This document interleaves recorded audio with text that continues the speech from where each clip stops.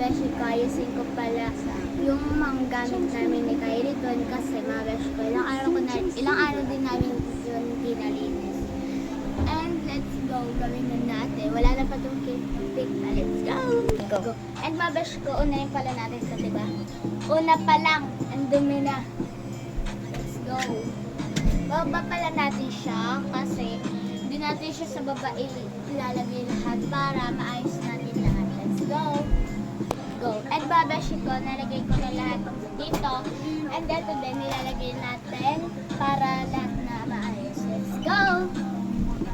Go! And babashi ko, nalagay ko na lahat dito. And kukuha lang ako dun ng tissue and babasahin ko para maano natin yun. Para matanggal yung dumi. Let's go! Go! And babashi ko, ito na lang para let's go!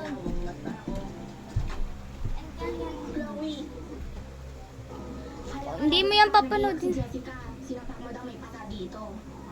Eh siya kaya ang nauna. Kahit ako ang nauna, dapat hindi mo pa rin ako sinapak. Tignan mo, may pasa ako. Kawasa ka, sinabihan mo kung may Andito naman sa next. Hala ka, Chloe, andyan na pati yung mama ni Jessica. Lagot ka. Lagot ka sa mama ko. Humanda ka. Sino dito si Chloe? Ako po. Ikaw? Opo. Pagpasensyahan mo na yung anak ko, ah. Hindi, okay lang naman po sa akin, tita, eh. Kaso, sinabihan niya ako may And putok wait ko, eh. lang.